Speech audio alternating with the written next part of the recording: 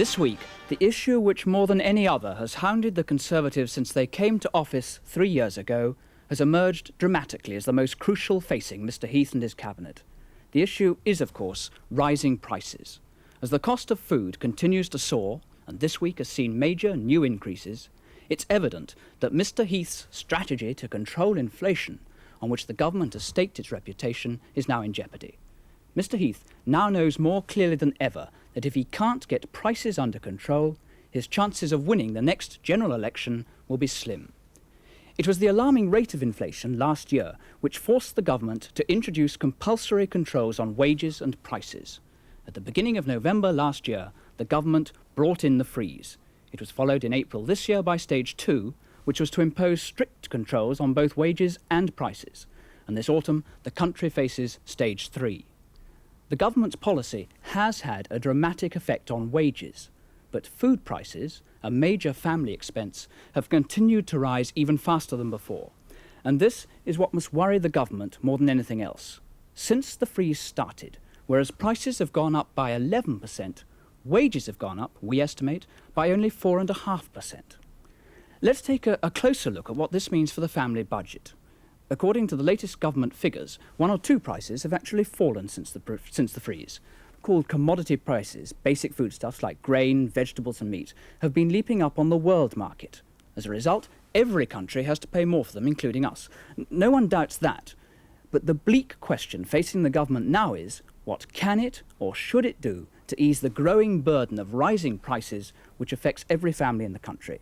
That now is the political issue for Mr. Heath. Frank Field is director of the Child Poverty Action Group. Hugh Scanlon is leader of the Engineers, Britain's second largest union. Mrs. Regina Dollar is national organiser of the Consumer Protection Council. Listening to what they have to say, on behalf of the government, Sir Geoffrey Howe, who's Minister for Consumer Affairs. Mrs. Dollar, if I could start by asking you, we've heard that long list of price increases. Yes. How seriously affected are the people you represent as a result of what's happened since the freeze? Well, they're very seriously affected. I mean, Mr. Heath did promise to cut prices. They brought in the freeze, which as far as food is concerned really didn't work, particularly fresh food. It just wasn't on. It kept on going up and up, as I'm sure the government knows. And all housewives are finding it very difficult, but particularly those on fixed incomes, on low incomes. They are worried. They are frustrated, they are aggravated. You know, every time they go to the shops, they dread what prices they are going to see next, what rise will they be. Is the government to blame for that, do you think? Well, perhaps to a certain extent, I should imagine, but of course it's a much wider thing than that, isn't it? It's not, you can't simply say, yes, it's the government to blame, they should do this, that and the other, and it's going to work out. And what I really want to know is, do those people who support Yes. you or Yes. whom you represent, do Yes. they blame the government? Do they Yes. come to you and say it's the government's fault? Well, yes, they say the government made a promise that they would cut prices. They haven't cut prices. In fact, they've gone up so tremendously that, of course, it is their fault and they are extremely annoyed about it. And there are various things that we would like to see done that may well help. Frank Field, who do you think is worst affected by what's happening? Well, I think it's obviously those on low income, because a much greater percentage of their small income goes on food. And we're at the moment engaged in trying to get from low income families the sort of diets they're having to put up with. And the recurring items in these diets are chips, soup and bread. And in fact, from one northern town, a mother sent the following letter with actually a question on the bottom. And I think it would be perhaps appropriate to put this into the discussion at the moment. She's worried because at the moment the children get free school dinners, but the holiday's coming up, and she's in one of the areas where, in fact, this is very common, there'll be no school dinners, let alone free school dinners during the holiday. She writes as follows: I cannot afford fresh foods, such as fish, meat and other protein foods. I am content, however, when my children are receiving school dinners, which they are allowed to have free. But the great difficulty comes during the school holidays, when I have to do without myself to make sure my children have enough. My husband doesn't know that I do this until my nerves deteriorate. I also know that a lot of other families who have the same problem. What has the government done to help me? That's her question. Yes. Well, we'll put that to the government in just a moment. Hugh Scanlon, the other day you wrote in your journal, if I can quote, that the average British worker is perfectly aware that he's being cheated. Do you mean to suggest by that the government is on purpose cheating the average British worker? No, I don't think governments deliberately cheat. I think they have false philosophies, and that leads to false beliefs in the general public. And if anything has happened during the period of the freeze and phase 2, it's blown sky high the myth, which was believed by perhaps most of the people of these islands, that wage demands and increases obtained was responsible for price increases. Now, if anything has happened during the freeze and phase 2, it's blown sky high that myth. In our discussions last year with the government, we tried to make this perfectly clear to them that the controlling of wages was easy, and the controlling of prices, particularly food prices, under the proposals of the government just wouldn't work. And that has been proved, in our view, to the hilt. Do you not think that if you hadn't broken off talks, or if the talks hadn't failed between yourselves, the unions and the government, perhaps you might have had a greater say and therefore perhaps helped prices stay down? But it was precisely on this point that the talks broke down. It was our inability to convince the government that there would be a rigid control on prices, on wages, but no effective control on prices. It was precisely on this point which we did break down. Can I put you then on another point from this same article? You were talking about industrial unrest, and you were saying that in the autumn you foresaw industrial unrest which would make everything that had gone before completely insignificant. Was that a warning, a promise, a threat? I don't think it was any of those things. I think it was a straightforward reiteration of the situation that's likely to arise.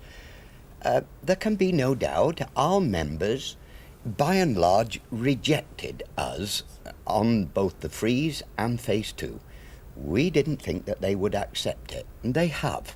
But they have accepted it in the genuine belief, as I believe every housewife, and including this lady who sent the question to Frank, genuinely believe that if only the trade unions would stop their demands for wages, it would affect prices and they would be controlled. I believe that the public now know this to be a hoax and a myth, and that's why, unless something is done between now and the end of phase 2, what I tried to say in the editorial, in my view, will take place. Minister, the government's policy was sold to the public on the principle that it would be fair and would be seen to be fair. Hasn't what you've heard just now revealed that, in fact, not only is it not fair, but it's been revealed to be unfair? And haven't you, in essence, to use Hugh Scanlon's phrase, cheated the electorate? No, I repudiate that completely and absolutely. I'm not out of sympathy at all with the anxieties of the people of this country and the people for whom the three previous speakers have been speaking. I share their anxiety about the impact on the standard of living of the ordinary family of rising prices. So does the government, and that's what we've been trying to do something about. If I may pick up Hugh Scanlon's point about the impact of wages, first of all. The fact is that paying ourselves too much is a way of raising prices in our own country. We've seen it in particular industries at various times in the past. We know that unduly high settlements do come through directly in high prices. And what we're still experiencing now is the fact that average earnings in April of this year were about 13.5% up on what they were last year. And we're still experiencing, in part, the consequences of unduly high pay still raising prices. I'm sorry, are you suggesting that the price rises since the freeze started, that 11% that we've been talking about, and if you take fresh food it's actually over 20%, that they're a consequence Oh, indeed, of wages? and it's most important that this should be understood. You see, just before the freeze started, there were very high pay settlements in a number of industries. The average rate of pay settlements in October, before the freeze started, was running at about 16 or 17% a year. Manufacturers and industry generally were not allowed to raise their prices during the freeze to raise those increased pay costs. Only in very few cases were prices raised during the freeze, and that was when they could show an increase in raw materials. the effect of those higher earnings are still coming through in prices. I don't want to get this out of perspective, but about half the rise in prices we're still seeing is a result of unduly high settlements ahead of what we could justify to each other. It must come before as the little standstill. comfort that to people who are going to have to go out this weekend shopping, to know that it was caused by something, in your view, that happened a long time before the prices went up. No, of course it's an additional problem, but the fact is, the second factor is the impact of rising world prices. Now, if we're living in a world where prices are rising as fast and as generally as they are, then it makes doubly good sense for us to make sure we don't add to that inflationary spiral by having a fair policy for pay and earnings and prices. And what one forgets, you see, is that during stage 2, now that we've moved into stage 2, the average rise in earnings now being permitted is of the order of 8 or 9%. This is what we are designing to produce a fair policy for pay increases for all of us. But if I may come back, because you've had 3 comments for the price of my one, if we're going to talk about a fair policy for longer prices. time, Minister. Well, perhaps you could answer my question then, I'll Minister. come to that. That's what I want to do. If I may come to the impact of world prices. The figures you showed when we started the programme, the figures you presented, showed that the price of bread and of sugar have gone up in each case, in fact, by 5.4% since the beginning of the standstill. The fact is that the price of sugar on world markets over the same period has gone up by 25%. The price of wheat on world markets has gone up by 25% during the same period. And the measure of the success and the firmness of our price control policy is the extent to which we have deferred and reduced those price increases that would otherwise have come through. You regard the policy on prices as a success so far?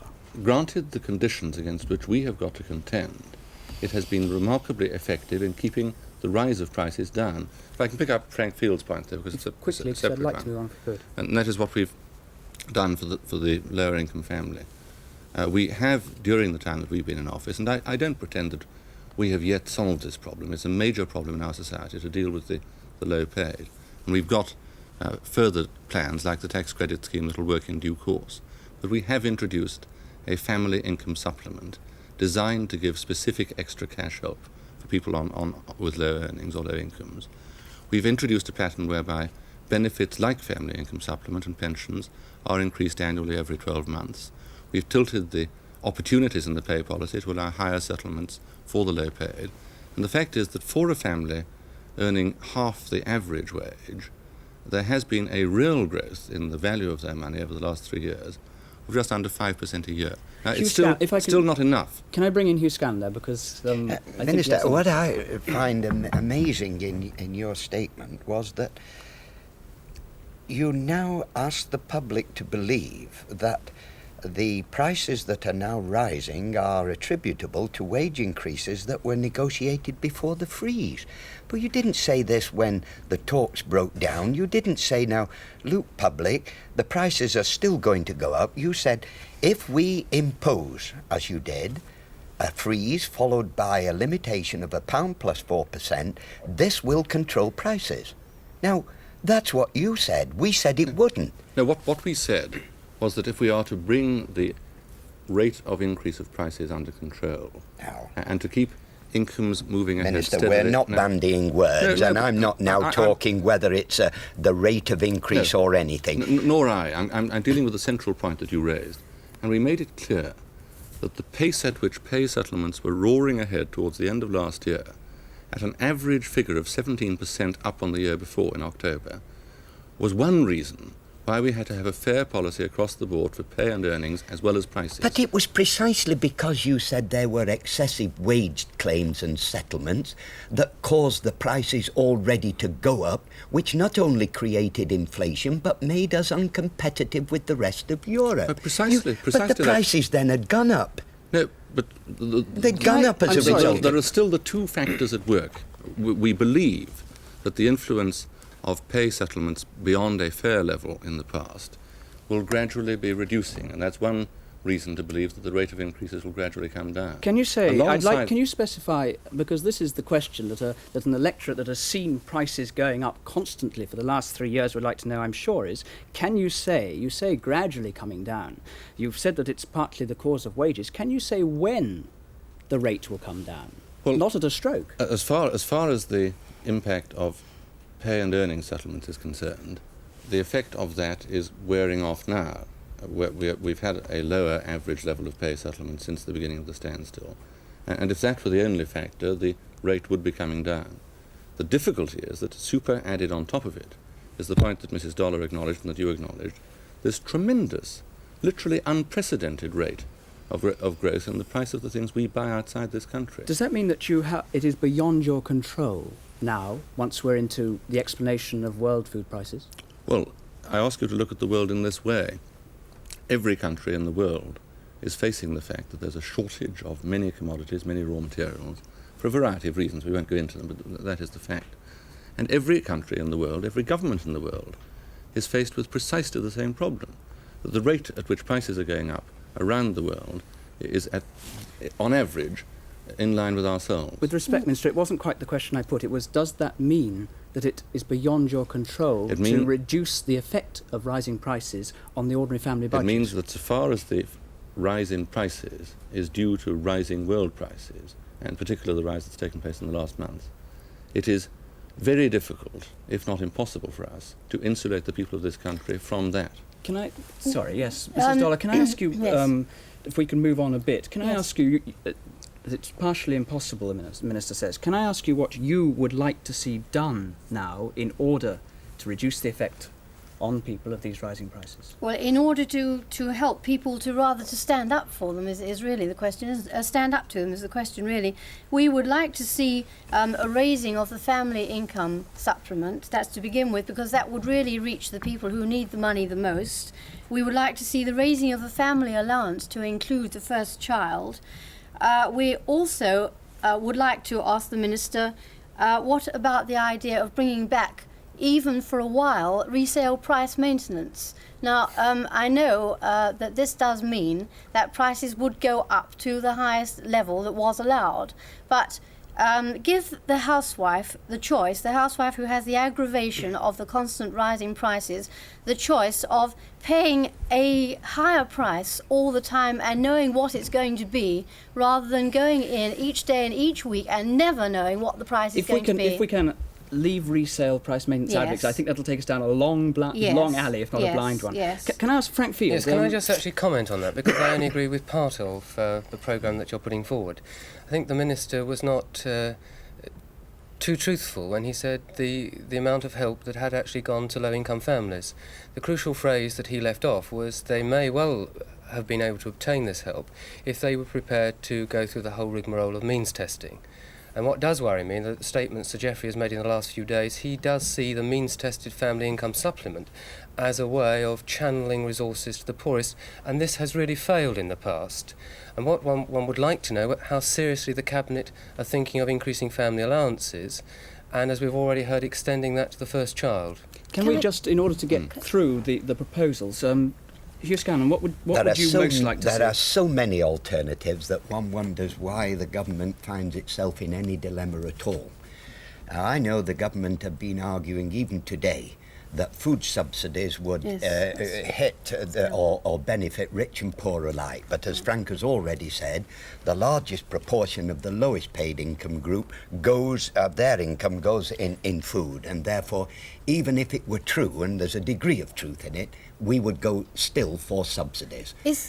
I'd like now to carry on one or two things that I think are important. Can I, Mr. Scanlon, let Mr. Scanlon finish that? I think just on the subsidies, I wanted to ask something. And there are so many other things that come here.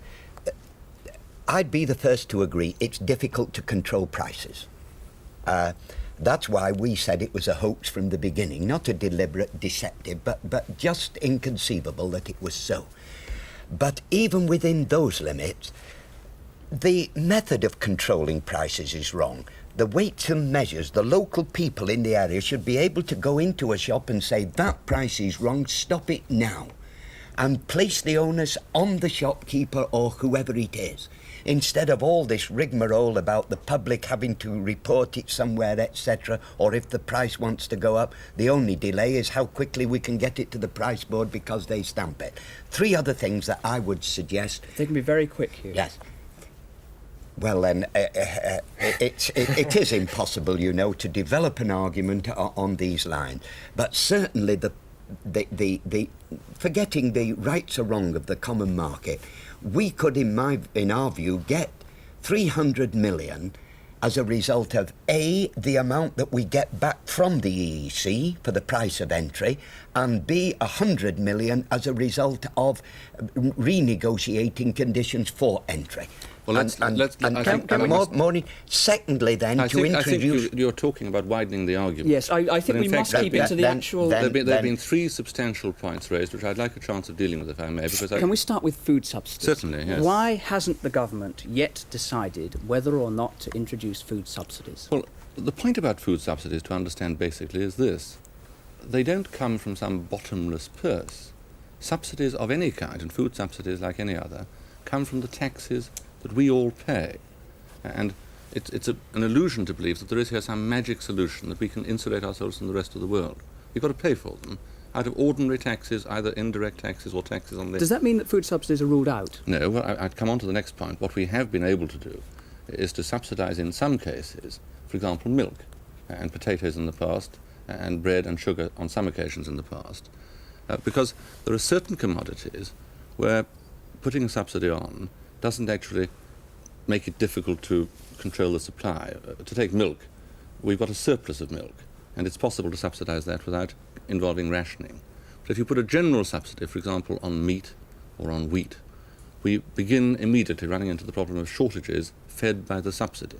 And you have to move into rationing, quite apart from the fact that a general subsidy on a big scale helps everyone and doesn't concentrate help on those who are most in need. One of the things I think a lot of people would find curious is that after 3 years, when prices have continued to mount, the government is still not only not found a solution, but is still only debating what should be done. When is there going to be a decision by the government about what precisely is going to be done to offset the effect of these price increases now? Well, that proceeds, you see, on the premise that a problem necessarily has a solution that is perfect, easy, neat and simple. Now, we're looking at the three suggestions put forward by the three people opposite. And I'm dealing with the subsidy one. We'll have to move on quite fast. Yeah, surely. But the subsidy would immediately begin costing a great deal of money, would help everyone equally, and can't, in fact, take the figure that you mentioned, £300 million. 200 millions would represent a penny on a pint of milk and a penny on a loaf of bread. But then it's gone. Minister, If I can come to the alternatives, if I may just come to the alternatives of family allowances and family income supplement. Family allowances suffer the same deficiency, that they would give help to everyone, and they'd have to be paid for by taxes paid by everyone. And that's why family income supplement, which does go to the families in most But they don't claim. Well, no, that's wrong. It's the first step towards our tax credit scheme, which will be an automatic system. No, Minister, but in fact, absolutely if I may just crucial. deal with your non-claim point. Of the families that are getting... Well, give the viewers the facts on it. Well, exactly. How many are claiming, Minister? Precisely, I'll come to. 84,000 families are presently receiving family income supplement. That is half the number estimated. And for those who are in the greatest need and are entitled to the biggest allowance of £5 a week, 3/4 are getting it. I hope as a result of this programme, more of them will make the claim. Well, Minister, I'm sorry, Minister. We always, I always hear that. Minister, we have a very short time left. Can I put to you the general question? Can you say when the government is going to announce its decision on this issue? Look, the policy that we have been adopting to deal with rising prices, and particularly the impact of world rising prices, is one that we are constantly developing. We have moved from stage 1 into stage 2, and we spend our time in the Cabinet room looking, believe me, at all the suggestions that have been made by the speakers here tonight, trying to see that which is the fairest and the most effective. And it's an ongoing process to deal with a very real ongoing problem. Minister, I want to put to you could you give one word of comfort to the housewives who are looking in tonight, appreciating the fact that there are world difficulties and all sorts of things? It'll have to be a very brief word if you could give it now. The burning question from every housewife to you would be, what are you going to do for us now? What can you tell us this minute that is going to make things better for us in the very near future? Can you give us a good answer now? Well, we're continuing a very firm control on prices. We believe that the effect of our general control on earnings, pay and prices will begin to reduce the rate of inflation. But fresh foods are And- still and- Can you very let me bad. finish? She has a very few incidentally, in seconds terms only. of fresh foods, we are now at a season when fresh foods are falling in price, and we believe that it is really impossible that world prices will go on rising as fast as they have over the last 12 or 18 Minister, months. the blunt truth is that you can't control prices. Well, can Now you, Hugh? No, Can- and this is the that's the real unfairness point. of the whole thing to every section of community. You're kidding the public that you can control prices when you can't, and you're restricting wages. There, But we're there, not I'm restricting sorry, wages. there I have to stop it. The problem totally unresolved. I'm afraid that's all we've got time for tonight from this week. Good night.